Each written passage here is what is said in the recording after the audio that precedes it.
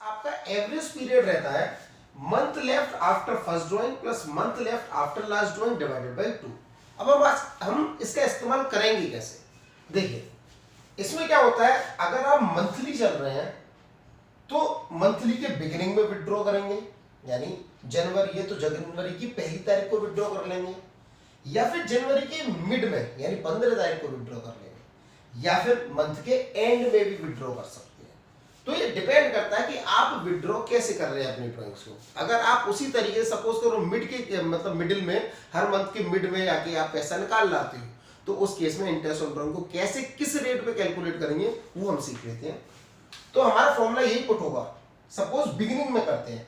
आप एक बात बताइए बच्चों, आपके पूरे साल में कितने महीने रहते हैं? 1 2 3 4 5 6 7 8 9 10 11 एंड 12, 12 महीने रहते हैं। और आप अगर पहली ड्राइंग महीने की पहली तारीख को यानी बिगिनिंग में ही कर लेते हैं, सपोज करो 1 तारीख को कर लेते हैं, तो ये मंथ मतलब पूरा साल की शुरुआत हो रही है अप्रैल टू मार्च।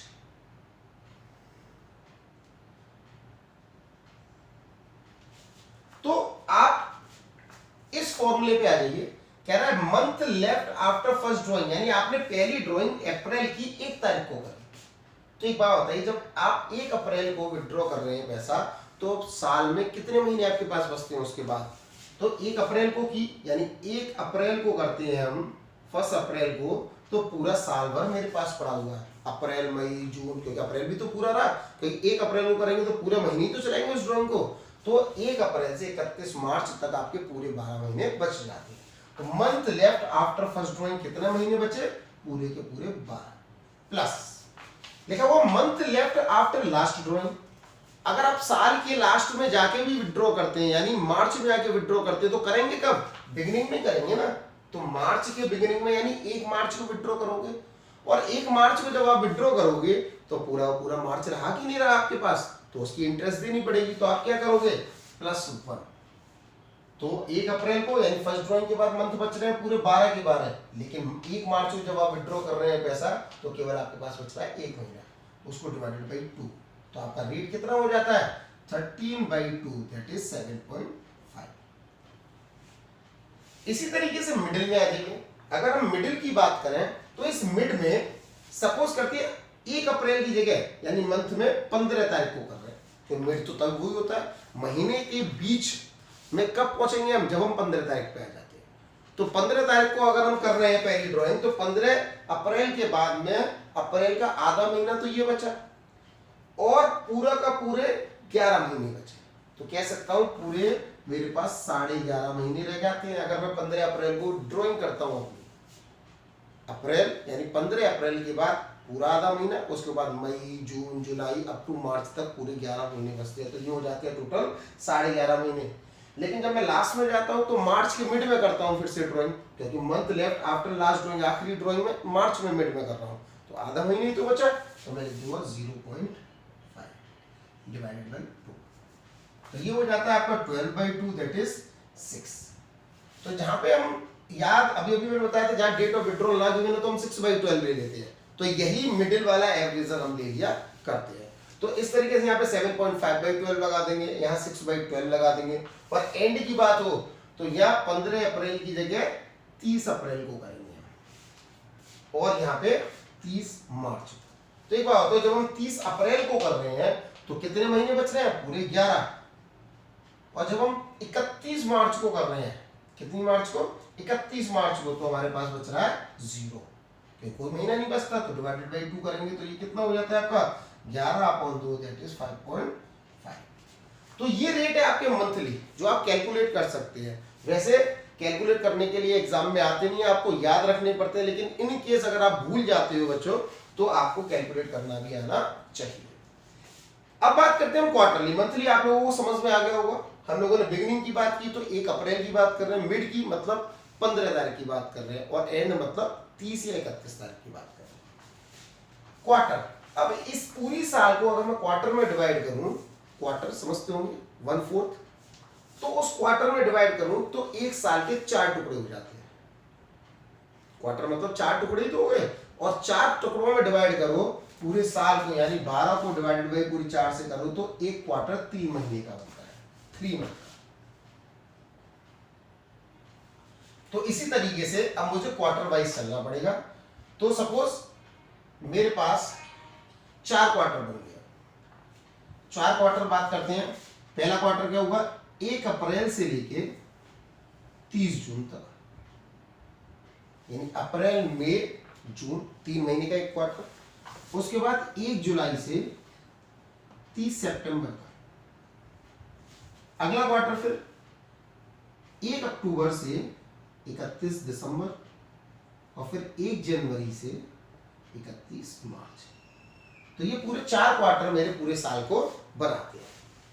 अब एक बात बताइए, अगर मैं क्वार्टर की बिगिनिंग में पैसा निकालता हूं तो कह सकते हैं month left after first drawing, यानी इस क्वार्टर के बिगिनिंग में पैसा निकालूं, यानी 1 अप्रैल को निकाल देता हूं तो मेरे पास पूरे 12 महीने बचते हैं। बचते हैं नहीं बचते हैं? ठीक, मैं पूरे 12 ले लेता हूं।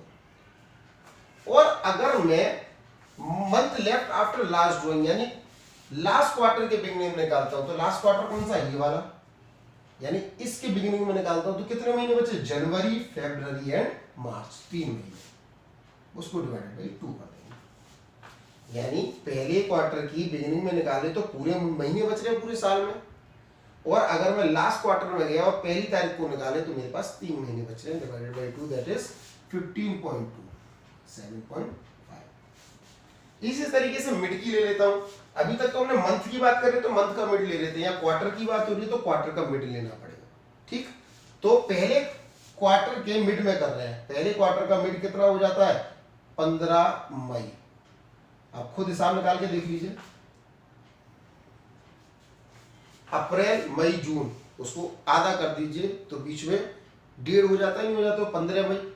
तो 15 मई के बाद 1.5 महीना तो इसमें बचता है और बाकी के 9 महीने इसमें बचते हैं, तो टोटल हो जाते हैं 10.5 महीने। यानी इसमें तो 9 महीने बचे, 9 मंथ्स, और इसमें कितना बचा है, केवल 1.5, क्योंकि 1.5 महीना तो जा चुका। तो या 10.5, ऐसे लास्ट क्वार्टर में बीच में आ जाते हैं, तो यहाँ भी कितना बच रहा है, केवल 1.5 महीना, तो यहाँ 1.5 महीने प्लस कर देंगे, डिवाइडेड बाई 2, तो ये आता है 12/2 = 6। इसी तरीके से हम एंड की बात करते हैं। एंड में हम ये 15 महीना लेके क्या करेंगे, 30 जून को करेंगे, क्योंकि क्वार्टर का एंड कब होता है, अप्रैल मई जून, यानी जून के लास्ट में जाके क्वार्टर एंड होता है, तो हमने वहां विड्रॉ की, तो इन ये 3 महीने तो बिल्कुल गए हमारे लिए। बचे कितने बाकी के, 9 महीने, तो मैं यहां ले लूंगा 9 मंथ्स। इसी तरीके से वो कह रहा है कि एट द एंड और लास्ट ड्रॉइंग, तो month left after last drawing, तो एट द एंड बिल्कुल यहाँ पे 31 मार्च में जाके हमने क्या कर दिया, ड्रॉइंग की, तो यहाँ पे कितना बचता है, 0, तो यहाँ पे +0 डिवाइडेड बाई 2, तो ये हो जाता है 9/2, 4.5। तो इस तरीके से हमने मंथ के बिगिनिंग में ये रेट आ जाएगा, मिडिल का ये रेट आ जाएगा, एंड का ये, ऐसे क्वार्टरली का बिगिनिंग का 7.5, मिडिल का 6 और एंड का 4.5। इसको और शॉर्ट ट्रिक से मैं आपको समझाऊंगा, लेकिन अभी फिलहाल आपको डिटेल में स्टडी करनी चाहिए, क्योंकि देखिए किसी भी रूट पे जाने के लिए पहले आराम से देख के चलना चाहिए, समझ के चलना चाहिए, और जब हमें वो रूट समझ में आ जाए तो फिर हमें ट्रिक्स इस्तेमाल करनी चाहिए। क्योंकि मेरा क्राइटेरिया तो यही कहता है कि बच्चों पहले डिटेल स्टडी करो, और जब वो चीज समझ में आ जाए तो उसको शॉर्ट ट्रिक से निकालने की कोशिश करो, क्योंकि अकाउंटेंसी एक ऐसा सब्जेक्ट है जिसमें शॉर्ट ट्रिक्स बहुत अच्छे तरीके से इस्तेमाल की जा सकती है और हम एक अच्छे मार्क्स लेके आ सकते हैं। तो हम इसमें आगे आगे खत्म करते हैं इसको हाफ ईयर में, और फिर उसके बाद एक क्वेश्चन से हम पूरे कंसेप्ट को समझेंगे, ताकि आपको अच्छे तरीके से समझ में आ सके, क्योंकि हर एक थ्योरी के बाद में एक क्वेश्चन जरूर होना चाहिए। ये मेरी क्लासेस की स्पेशलिटी है, मैं चीज़ों को समझाता हूँ, साथ में एक क्वेश्चन को भी डिस्कस करता हूँ, ताकि आपको वो चीज़ दिमाग में तो भी रहे। हाफ ईयर की बात करें तो अब हम पूरे साल को नहीं लेंगे, क्योंकि हमने मंथली में पूरे साल को लिया, क्वार्टरली में पूरे साल को लिया, उसके 4 क्वार्टर बना दिए, लेकिन यह बात खुद से हाफ ईयर की है। हाफ ईयर मतलब 6 मंथ, ओनली 6 मंथ, 1 2 3 4 5 एंड 6, कह सकते हैं अप्रैल टू सितंबर, ये 6 महीने होते हैं। तो अगर मैं 6 महीने की बात करूं और बिगिनिंग में पैसा निकालूं तो मेरे पास पूरे 6 महीने बचते हैं, बचते हैं नहीं बचते हैं, तो मैं 6 महीने ले लूंगा। और जब मैं यहाँ की बिगिनिंग में यानी सितंबर की बिगिनिंग में पैसा निकालूं तो मेरे पास केवल 1 महीना बचता है। ये 1 महीना डिवाइडेड बाई 2 यानी 7/2 दैट इज 3.5। इसी तरीके से अगर मैं मिड में करता हूँ हाफ ईयर की मिड में कह सकता हूँ, तो मंथ में मिड में कर रहा हूं मैं, क्योंकि इसको 6 मंथ भी कहते हैं। तो अप्रैल की अगर मैं मिड में कर रहा हूं तो मिड में कितने महीने रह जाते हैं मेरे पास? 5.5 महीने। और सितंबर की मिड में कर रहा हूं तो बचे जाते हैं केवल आधा महीना डिवाइडेड बाई 2 6/2 दैट इज 3। इसी तरीके से लास्ट में एंड में करता हूं अप्रैल की एंड में तो बचते हैं 5 महीने, और सितंबर की एंड में करता हूं तो कुछ नहीं बचता डिवाइडेड बाई 2 5/2 दैट इज 2.5। तो इस तरीके से हमें रेट्स को ध्यान रखना पड़ेगा। बोर्ड के पॉइंट ऑफ व्यू से ये बहुत ज्यादा मोस्ट इंपोर्टेंट टॉपिक है और यहां से क्वेश्चन जरूर बन के आता है। मतलब चांसेस बहुत ज्यादा है कि अगर पिछली बार एग्जाम में नहीं आया तो इस बार आने के पूरी चांसेस रहते हैं। 1 मार्क्स में कह सकते हैं, 2 मार्क्स में कह सकते हैं, कैसे भी इंटरेस्ट ऑन ड्राइंग की बेसिस पे आपका क्वेश्चन आ सकता है। हाँ, मैं ये गारंटी देता हूं कि ये कैलकुलेशन नहीं पूछी जाती है। अगर आपको रेट्स याद है, उस रेट के बेसिस पे आप इंटरेस्ट ऑन ड्राइंग कैलकुलेट कर सकते हैं। तो हमने इस क्लास में अभी हम एक क्वेश्चन डिस्कस करने जा रहे हैं, लेकिन उससे पहले रिवाइज कर लेते हैं पूरी चीज को। हमने ड्राइंग्स के बारे में पता किया। ड्राइंग्स क्या होती है? जब भी कोई भी पार्टनर अपनी फर्म में से पैसा निकालता है फॉर देयर पर्सनल यूज, उसको हम ड्राइंग्स का नाम देते हैं।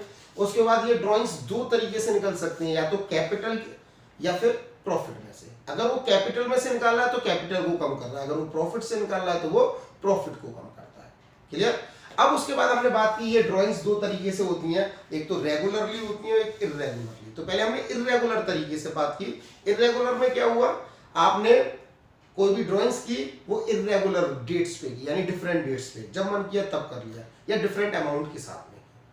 तो उसमें हम लोगों ने 2 मेथड का सहारा लिया, एक तो सिंपल मेथड और दूसरा प्रोडक्ट मेथड, और वहां पे हमने कैलकुलेशन करके भी देखी।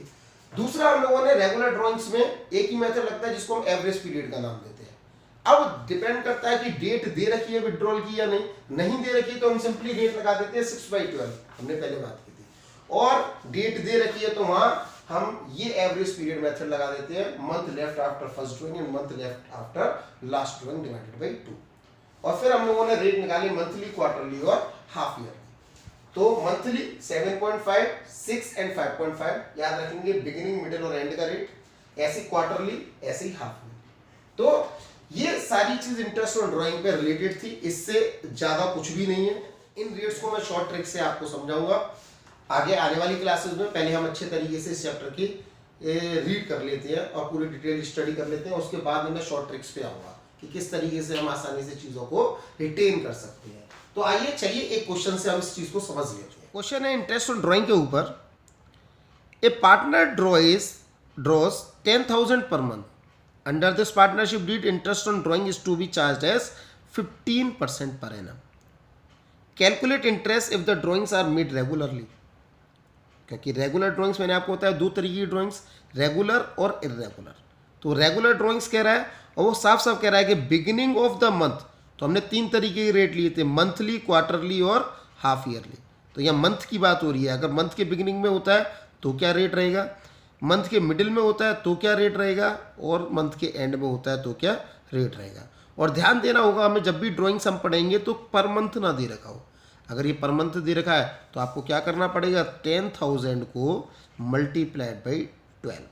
क्योंकि मंथली की बात हो रही है तो इसलिए ये कितने हो जाती है, 1,20,000। तो आइए इंटरेस्ट कैलकुलेट कर लेते हैं। टोटल ड्राइंग्स आपकी 1,20,000 हो जाती है, रेट ऑफ इंटरेस्ट 15% है।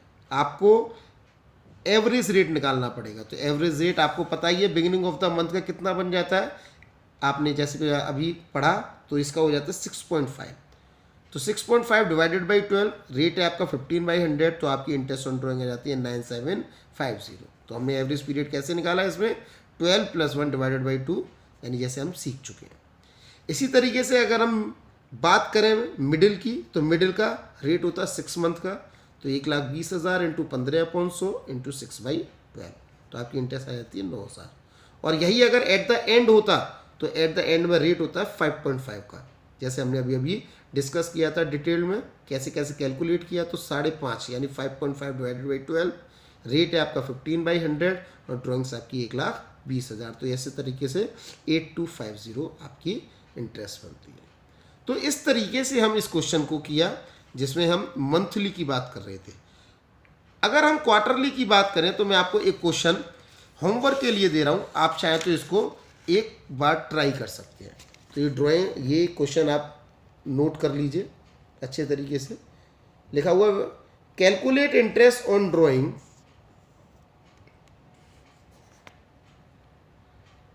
Of mister Siddhant at 10% per annum for the year ended 31 March 2020 in each of the following alternate cases. If he withdrew 60,000 in the beginning of each quarter, at the end of each quarter and 90,000 in the middle of each quarter. तो आप quarter के तीनों ही rate इसमें लगा देंगे। आपकी rate of interest है 10% और 60,000 ईच क्वार्टर है। तो आपको ध्यान रखना है ईच क्वार्टर है तो 60,000 को आप मल्टीप्लाइड बाई 4 कर देंगे क्योंकि साल में 4 क्वार्टर होते हैं। तो ये हो जाता है आपका 2,40,000। तो इस 2,40,000 में जो भी बिगिनिंग का रेट होगा वो मल्टीप्लाइड बाई 10/100। ऐसे ही इसमें 10/100 यहाँ 90,000 है तो ध्यान रखें 90,000 मल्टीप्लाइड बाई 4 कर देंगे तो ये हो जाता है 3,60,000। जैसे कि आपको दिख भी रहा होगा ड्राइंग 60,000 इंटू 4, 90,000 इंटू 4। तो आप इस क्वेश्चन को करके देखिएगा। अगर कोई भी क्वेरीज होती है तो आप मुझे पेज तक मेरे व्हाट्सएप नंबर पे मुझे कांटेक्ट कर सकते हैं, जो नंबर है 8979809133। Thank you.